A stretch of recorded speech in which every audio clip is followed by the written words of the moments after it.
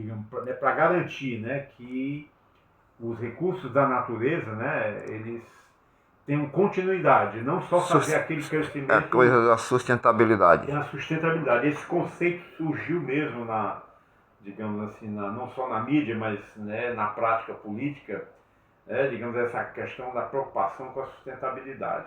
Então nós trabalhamos nesse segundo plano. Então foi um governo assim muito voltado, né, digamos, para garantir os avanços que tinham sido feitos no primeiro mandato do Tasso, no mandato do Ciro, mas assim, procurando melhorar, né? Sim. Não era ter os louros, agora eu vou ser complacente porque agora está tudo bem. Não, tinha consciência que tinha que avançar, que as coisas não estavam ainda resolvidas, tinha ainda muita pobreza, sobretudo nas áreas rurais, e que o processo tinha que continuar, né? Então, assim, esse período, né, da década de 90 foi um período assim que o Ceará se desenvolveu muito rápido. Eu diria que foi muito parecido com o que aconteceu com a média do Brasil durante o período Juscelino, o plano de metas, né? Que o período que o Brasil mais se transformou foi de 55 a 60, do ponto de vista econômico, né? Foi um salto no Brasil, né? E, então aqui eu diria que esse período aconteceu uns 40 anos depois, né, nos anos 90, que a infraestrutura do Ceará foi revolucionada, né, pela construção de estradas, pela a preocupação com a gestão dos recursos hídricos. O Ceará está condenado a viver na seca, não sei o quê. Então hoje a gente tem uma seca grande e você vê que o Ceará sobrevive numa boa. Porque você criou todo um sistema de gestão de recursos hídricos que permite ao Ceará conviver bem com as secas, né, com as estiagens.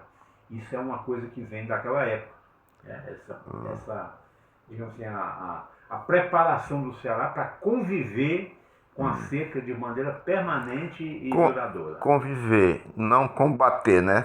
Não, porque conviver. Geográfica, né? É uma imposição geográfica, natural, né? Mas, digamos, isso preparou o Ceará para conviver com isso de maneira que até hoje, mesmo você tendo uma grande seca, o Ceará não se acaba. Isso. Né? Quer dizer, a coisa não morre mais ninguém de fome por causa disso, né? Como, enfim, vivia, como era antigamente, nas obras aí. As chamadas frentes de serviço, isso, né? Que era exatamente. Que era a obra de não fazer nada, né? Isso, exatamente. Aquela coisa keynesiana, né? De distribuir dinheiro, né? Entendeu? Então, assim, os anos 90 foram anos de transformação. Então, você teve a implantação do Complexo Portuário Industrial do PECEM, que é onde a economia do Ceará hoje se volta para o PECEM, né? O PECEM é a grande âncora do crescimento do Ceará nos dias atuais. E isso foi implantado, né, em 98, né, pelo Tasso.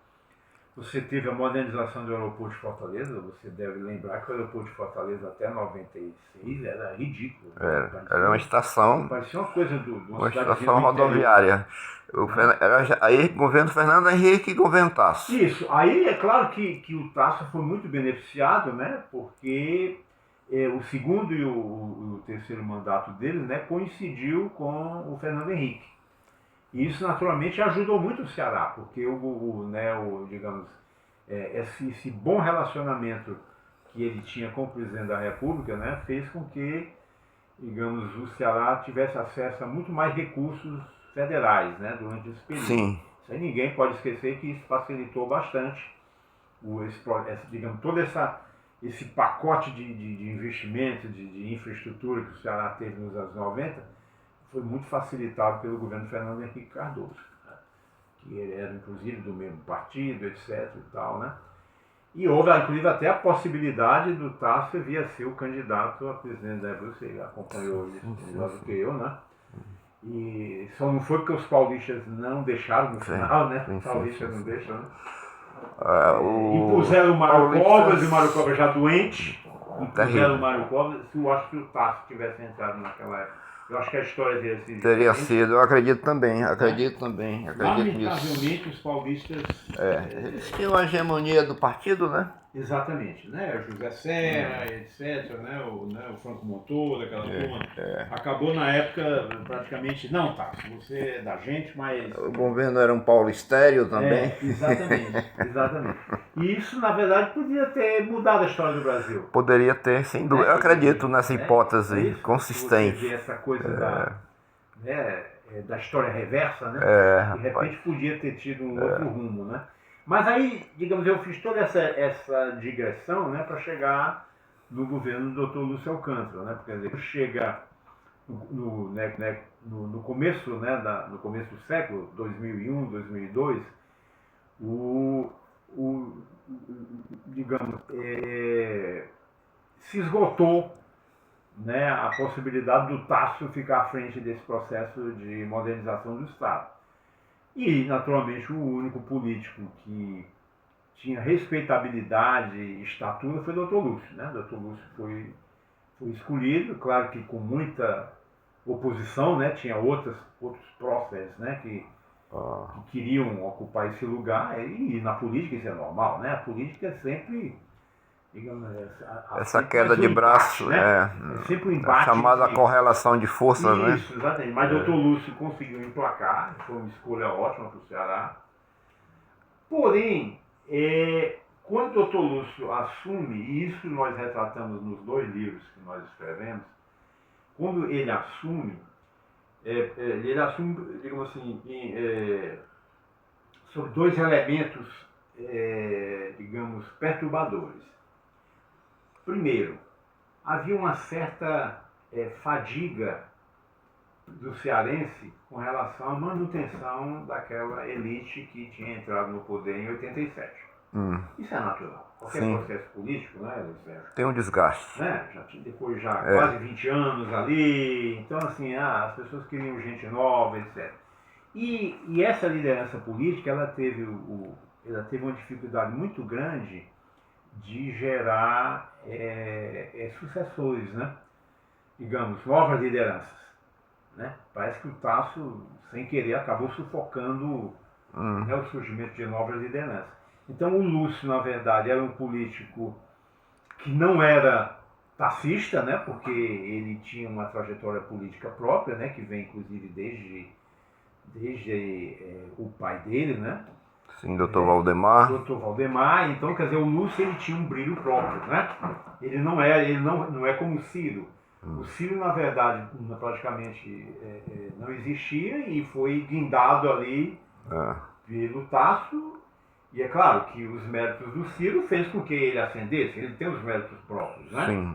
Mas ele foi guindado, de certa maneira. Era um político ali de Sobral, que era, na época, um deputado, um simples deputado, conhecido. Inclusive era suplente, ele assumiu num acidente que matou o titular, né? Isso, exatamente. Aí depois o Tasso chama ele para a prefeitura, ele se elege, enfim, e criou toda essa trajetória do Ciro. Sim. Mas, quer dizer, na verdade, o Lúcio não, o Lúcio tinha uma luz própria, né, que vinha do passado, né? Quer dizer, o Lúcio ele não dependia, digamos, essa trajetória política dele do Tasso, né?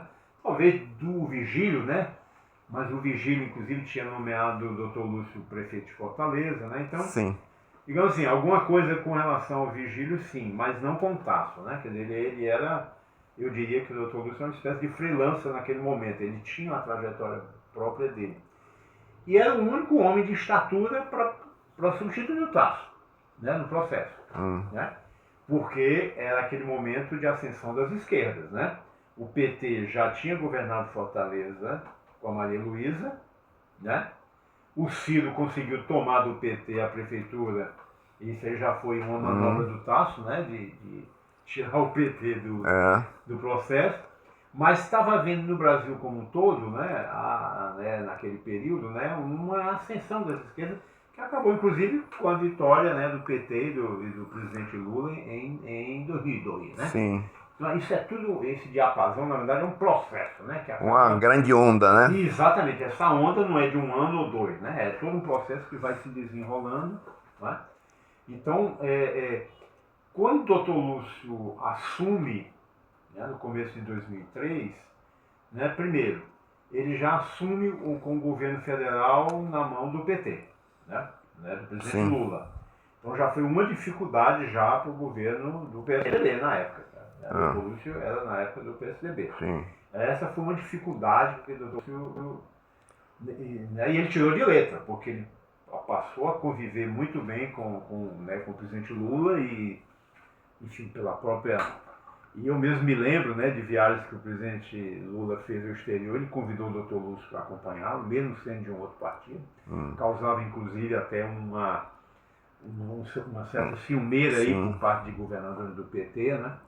O fato é que o Dr. Lúcio, pelo seu próprio estilo, né, ele tinha essa capacidade, né, digamos, de articulação, de diálogo, etc. E isso, de certa maneira, atenuou um pouco a dificuldade que um governo do PSDB teria com um governo com a administração federal nas mãos do PT. Sim. Eu acho que o Dr. Lúcio conseguiu, com muita habilidade, né, digamos, atenuar esse problema. Porém, quando ele assume, Dr. Lúcio encontra as finanças do Estado, digamos assim, num momento difícil, né? Porque o último mandato do Tasso, né, foi um mandato digamos assim, de muitos projetos de infraestrutura. Então as finanças do Estado estavam já pressionadas pelo volume de compromissos que o Estado tinha com projetos. Né, digamos, você concluir... Pagando dívida, Pagando dívidas e concluindo a instalação do PECEM, porque o Estado, grande parte dos recursos da instalação do PECEM foi do governo do Estado. Tinha um programa de gestão de recursos hídricos, né, que o Banco Mundial exigia muita contrapartida do Estado. Então, assim... Esses números estão no seu livro? Esses livros estão todos, né? Nem adianta a gente tentar dissecá-los aqui, porque o livro está, assim, de uma maneira bem clara. Maravilha. Né? Então, Luiz Sérgio, o fato é que o Dr. Lúcio assume e encontra o Estado em dificuldade fiscal. Então, o que o Dr. Lúcio faz? Optou pela responsabilidade fiscal. Não, vamos mas arrumar a casa novamente. Né? Vamos cortar gasto, vamos tentar reduzir o peso da dívida, né? Vamos tentar mais aumentar a receita pela melhoria da arrecadação, etc. Mas sem aumentar impostos, que a sociedade não aceitava mais essa coisa de aumentar. Se o governo cai na mão do PT, o que teria acontecido? Na minha leitura, naquele momento eu acho que o PT não estava ainda preparado, que inclusive a própria vitória do Dr. Lúcio nas eleições de 2002 foi muito estreita, né? Sim. Acho que foi 3.200 votos, né? Então, assim, foi uma vitória muito apertada. Porque justamente essa onda PT na época estava em ascensão. Né? Então, assim, mas mesmo assim o Dr. Lúcio conseguiu enfrentar isso e derrotou o PT, ainda que com uma margem pequena. Sim.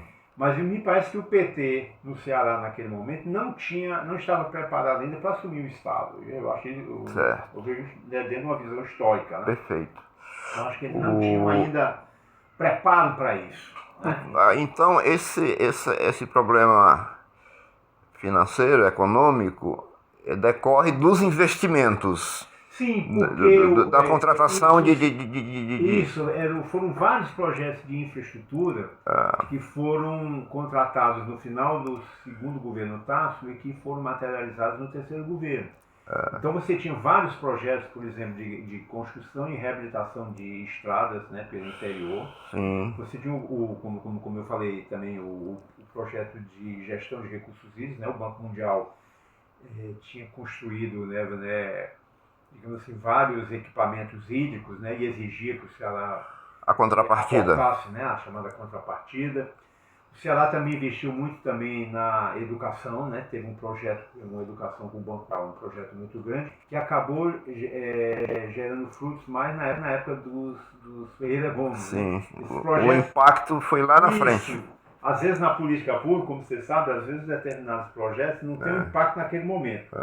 Dr. Lúcio, por exemplo, criou o Fundo de Combate à Pobreza, né, o FECOP, né, a gestão dele, mas só foi resultado já no governo seguinte, E isso é um grande problema. Você cria aquele instrumento com um objetivo de combater a pobreza, né, de redistribuir renda, mas só que, digamos assim, a maneira como o processo ocorre, ele só vai dar resultados alguns anos depois. No governo Lúcio, onde você estava no governo No Lúcio? governo Lúcio eu fiquei na mesma posição de secretário de Relações Internacionais. Aí viajei várias missões, né, com o Dr. Lúcio, acompanhando e preparando, né, as missões, né, tivemos às vezes em Washington também para assinar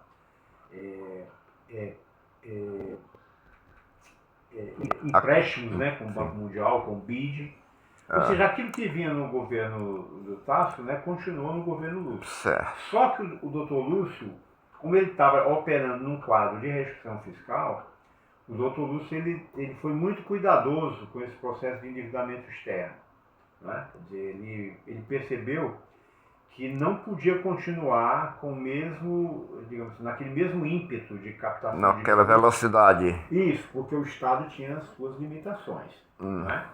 Então, foi discutido com o Banco Mundial. Aí sim, isso aí foi um projeto inovador, e a gente aborda muito isso aí no livro, né? Que ao invés de você captar um recurso, por exemplo, para financiar um determinado projeto, programa de obras, né, de várias obras, o governo do Ceará, na gestão do Dr. Lúcio, negociou com o Banco Mundial um grande programa de coisa de 50 dos milhões de dólares, que é o seguinte: o Estado apresentava uma série de e com aquele dinheiro que o Banco Mundial aprova para o Ceará, você tinha um compromisso ao longo dos anos, você melhorar aqueles indicadores. Ou seja, você invertia aquela lógica do lucro de projetos até então, que era você recebia dinheiro, você aplicava, fazia as obras, etc. E olha, eu recebi 50 milhões de dólares, investi no que tinha que fazer e pronto. Agora não, você tem que avaliar o resultado daquelas ações. Então isso aí foi uma inovação. É uma espécie de auditoria. Eu não chamaria de auditoria, mas eu diria assim, uma avaliação de resultados. É aquela coisa, né, que o Banco Mundial chamava, né, é uma gestão de resultados. Uma gestão de projetos por resultado. Então isso foi uma abordagem nova. O Ceará foi o primeiro estado no Brasil a tomar uma operação com essa, né, com este enfoque. Olha que foi fantástico. O primeiro, é uma coisa assim que chamou a atenção, porque depois outros estados no Brasil se espelharam no exemplo do Ceará e mesmo estados de outros países, né? Então nós somos inovadores na época da gestão Lúcio, e é uma coisa que pouca gente fala hoje. Puxa, isso deve ter gerado alguns estudos acadêmicos. Não, existem sim. Certamente, inclusive a gente aborda isso. Que maravilha, espetacular. Livros, né? É então, mais um case. Isso, são cases. Um case de sucesso do governo Lúcio foi, digamos assim, um novo modelo de gestão de projetos financiados com recursos externos. Então, focado em resultados. Focado em resultados, exatamente. Então, assim, é um enfoque diferente do que tinha sido feito até então. Então, isso aí realmente... Isso depois, naturalmente, acabou beneficiando o governo seguinte, o governo do CID. Acabou também porque, digamos, você tinha compromissos com o Banco Mundial que passavam de um governo para outro. Então, o governo CID tinha que cumprir. Sim. Aí o CID se beneficiou muito, porque dizia, olha, nós estamos cumprindo aqui, nós estamos melhorando certos indicadores, mas é uma coisa que vinha do passado. Sim. No CID você já não está mais, né? Não. Quando termina o governo Lúcio, eu saio e retorno a Brasília, lá para o Ministério Nacional, para o Ministério da Fazenda. Ministério da Fazenda. Volto para lá e, enfim, não volto mais para o Ceará. Só voltei agora aposentado, né, no final. Mas está muito bem. Nelson, eu estou com um problema aqui na bateria. A bateria vai morrer daqui a pouco. Você quer ligar em algum lugar? Você tá com... Não, Samsung ou é não, assim? isso aqui é um Xing Ling, é made in China. Mas você tem o... Não trouxe o carregador. Mas Tem um carregador aqui, você quer... eu acho que aqui tem uma... Não, aí você pode sentar aqui no meu lugar e eu sente aqui. Rapaz, Vamos ver se esse... Senão eu desculpa pelo incômodo. Deixa eu ver aqui. Não, É aquele largo, esse aqui é aquele largo. Samsung, é o mesmo. Dá, isso aqui dá, com certeza. Então, pô, bote aí. Isso aqui é o mesmo da Samsung. Pronto, olha aí. Pronto, sente aí, sente aí. Olha a tecnologia aqui. Mas o que mais... Rapaz, Mas eu aproveito, já vou tirar aqui o livro. eu estou aqui na... rapaz, fantástico aqui o seu QG. Nelson, você tem fotos da época?